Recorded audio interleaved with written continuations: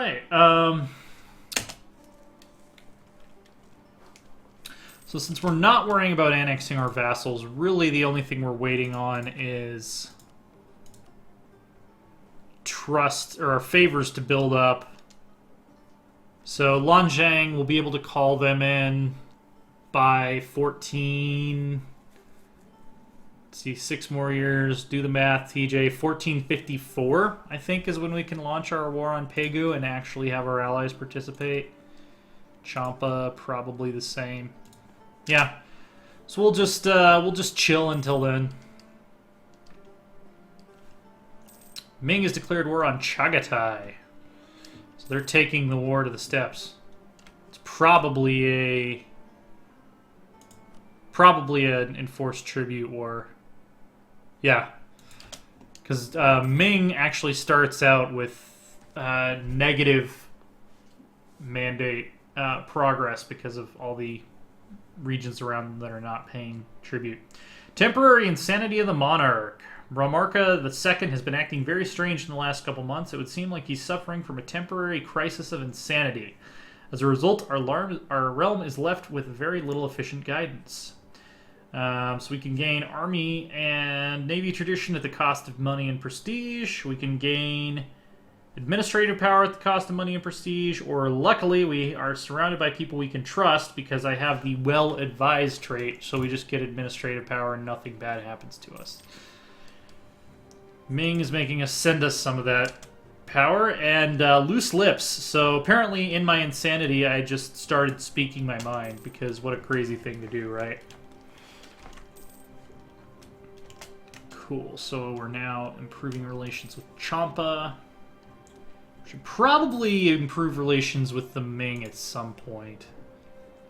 They don't like us that much because we're not Confucian. Tributary criminals. Ming officials are accusing us of harboring economic criminals and sheltering them from the rightful justice of the empire. According to the Ming, we are allowing them to continue their illegal activities inside the Ming trade sphere. Our overlord is now moving to crush these operations and have sent an embassy to us demanding that we pay for it. Clear out the criminals, we lose some money, we get 10 trust from the Ming. The event Ayutthaya willing to hunt pirates happens, or allow them to settle in our lands permanently. Ayutthaya is a pirate haven. I'm going to say screw the Ming. Let's live dangerously. What are they going to do? Declare a punitive war? Ha ha ha, how silly. We probably don't even need these transports. I don't know. I'll keep them for now. Well, since they're mothballed, we're not really paying much for them, so I don't know.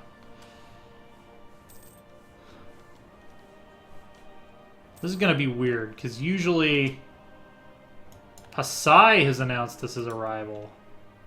Bastards. Ming is making us send a madman power again. I'm wondering if we want to go to an admin power national focus. Might be a good idea. Because we're behind in admin in relation to everything else.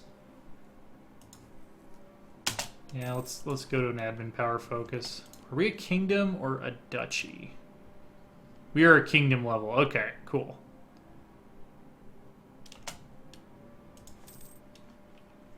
So we could change our focuses more often than a duchy can. There's the Thai unit model. I don't know if that was added in this expansion or a previous expansion, but they do look pretty cool, especially their hats. East Asia has some cool hats. These guys are using the default Asian. Khmer should be using the Thai units, I would think, too. Oh, I guess not. I guess Ayutthaya got a specific unit pack. Times of need. The dynasty of our noble king is Sufan Nafum is certainly a powerful one, though Brahmarka II, or through Brahmarka II, they rule our nation and will do so for many years to come. However, even the great are sometimes in need of help.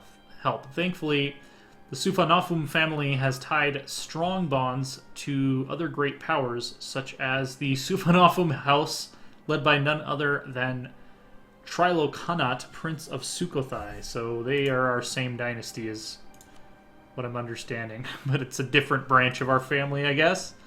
Let's see. His gracious wife, Komol, is a daughter of our own royal house and is an invaluable contact. Perhaps we shall ask her if she can influence her husband to lend us a hand. So we can ask for money, we can ask for admin, we can ask for diplomatic, we can ask for military, or we don't need any help. Let's ask for admin power. That's what we need most right now. Finally, we've heard back from dearest Komol regarding our request for her husband. The most noble Prince Trilokhanat has decided to grant it. The reply was carried back by some of Sukhothai's finest administrators who are here to advise us on matters of running our country. A letter of thanks shall be sent immediately to the generous prince. Long may he reign. Here's something we can do in the meantime. Ligor is Muslim, and I think that we should enforce religion on them. Change this liberty desire by plus 100%. That is a little worrying. We'll just convert them later after we integrate their asses. Improvement in trade technology. This is now our top priority because I am a scholar. Let's do it. And then let's, get rid of that corruption as quickly as possible. Oh no, it's inflation that it gives us, not corruption. Diplomatic insult against Lan Zhang. Why would they insult us? We're allies. Well. Just waiting for that magical 1454 date. Excellent! We can invest in Diplotech, which we will gladly do. We're now ahead in Diplotech. The skills of the Queen. Minora is becoming well known for her interest in the military. She's often seen walking with our generals, engaged in deep conversation, and she's even begun attending the Council of War. At first it seemed that the Queen was simply curious and wanted to learn about military strategy, but recently Minora has moved on to offering her own advice. Advice which people listen to. It's clear that the woman is suited for these matters. We always have use for strategists. Just gonna look around real quick to see if there's anyone we could conquer easily. We might actually be able to conquer Malacca. Allied with Kedah, which I'm pretty sure is... Where's Kedah?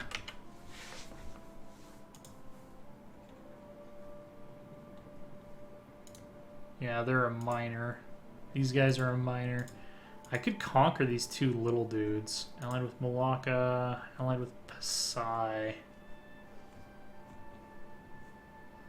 Yeah, let's grab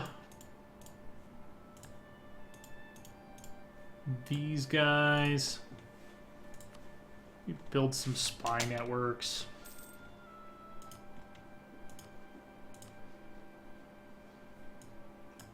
Now they want military power from us.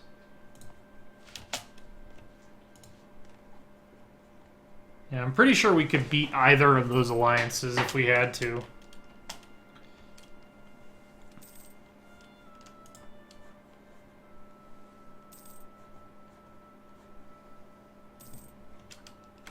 Trade protection against Ayutthaya. Ming is influencing people, as usual. What is the supply limit here? 18. We can handle that.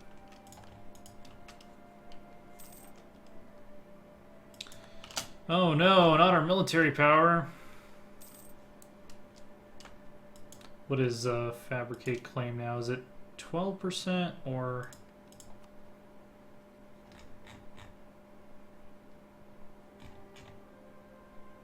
$20, okay.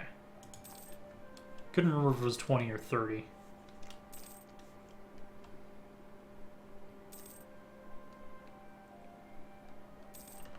And those could, yeah, if I make both of these guys into vassals, that's 2 more opium vassals, and we're closer to that feudalism thingy. I'm also going to make sure, cool, we got the pike square, so now would be a good time to declare war. We're not way ahead on it, but we're a little bit ahead on it. And I want to see if, yeah, military, subjects, I want them to be supportive.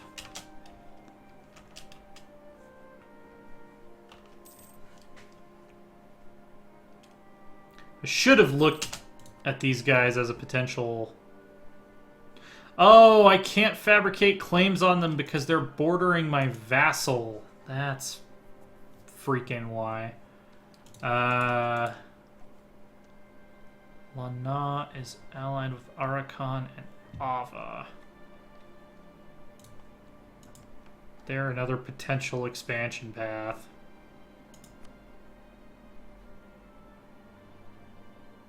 And they're enemies with Lanzhang. Oh. Apparently I can't rival them, so I'd have to fabricate a claim. Even then, I'd want to call my allies in. Well, that was kind of a waste of time. Oh, the old days of EU4, when you could just declare wars willy-nilly at, you know, a moment's notice super early on in the game. Alright, well, we're waiting for our trust to tick up. Owe them 8 favors. Hardy Seaman. I love the mod that causes this event to give you Navy tradition and increased chance of air. Just that one small change is totally hilarious and totally worth it. 1453. Family ties. For the past couple days, we've been entertaining a guest from the royal court of Lanzhang, once home of the queen. After a full week of hunting, feasting, and gossiping with the family, Minora's cousin is finally preparing to return to Zhangtong. She tells us, and I'm sure I'm going to be pronouncing these names incorrectly because I have not studied any real East Asian languages in depth. She assures us that she has had a wonderful time, and it's with a deep bow of gratitude that she says she'll make certain to inform everybody back home about how kind the great kingdom of Ayutthaya has been to her, and continues to be to her beloved cousin. Excellent. 10 diplomatic power. Our ally gets plus 50 relations. I wish it would give us favors instead. Diplomatic insults on our ally is about to expire. As if that's a bad thing. Boromo Trilokhanat's reforms. King Boromo Trilokhanat has proposed various reforms in order to streamline the government. That's not our king's name, is it? Oh, it's our heir. Okay. While many of these proposals make great sense, they may also be expensive and cause unrest. Well, here's what we can do. Spend admin power. And then, boom, we're at 3 stability. The state is not the source of the influence in our country. Over the last few decades, a charismatic champion of the nobility has successfully managed to increase the power of the leading families of the nobility over most of the institutions of our country. Contacts and privileges can be powerful things, especially combined with ambition. Plus 10 influence to the nobility estate. Lost the trade protection CB. Oh no. So I think we're just waiting for November of 1548 is when we'll be able to declare war on these guys. And since we're not going to declare war on these little miners in the south anymore, I'm just march up here.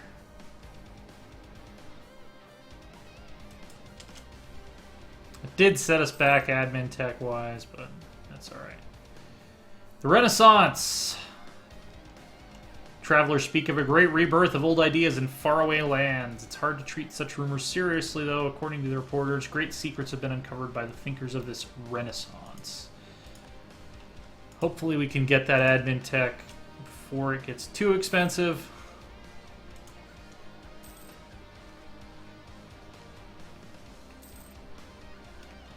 Let's see, it looks like our relations with our allies are maxed out, so I'm just going to try to butter up the Ming for a little bit here.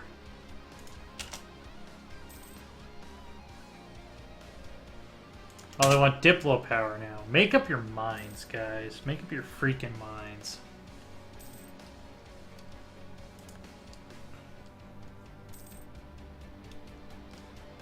Why is this guy idle?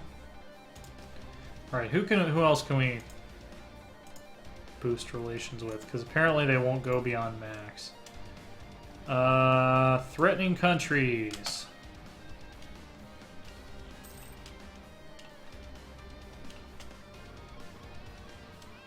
That'll work. Oh, did I recall him manually?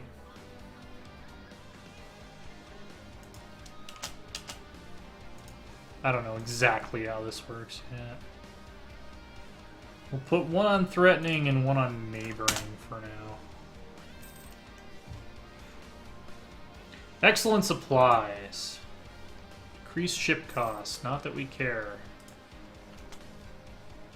Oh, yeah, we passed the deadline, didn't we? 10 favors. Champa owes us 10 favors. Let's go to freaking war. Diplomacy. Come back. Get over here. Oh yeah, also I don't play on Iron Man, but I will let you guys know if I do reload a save. Usually I only do it if I misclick or if I chose an option on something that ended up doing something different from what I understood it to do and really screwed myself over because of that. Our Crusader Kings campaign that's on like 138 episodes, I've only done it twice, so I play soft Iron Man, basically. I really try not to ever reload a save, but it does happen. Lancheng still will not join.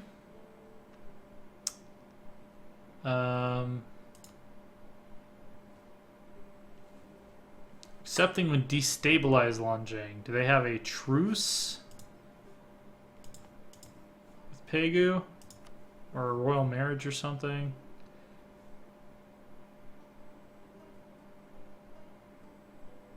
I don't know why that would destabilize them. Pegu's flag looks like that. They have no relations with Lancheng as far as I can tell. Okay, that makes me rethink this a little bit. So they're going to get help from Khmer and Tuangu. So I'm thinking we should work with Champa to kill Khmer first. Get them out of the war. And then once they're raffle stomped, we can turn this fort on or whatever. Is that going to put us in the red? No, we'll be fine. They probably won't be able to get through our defenses, so... Do they have a capital fort? Do they have any other forts we should worry about?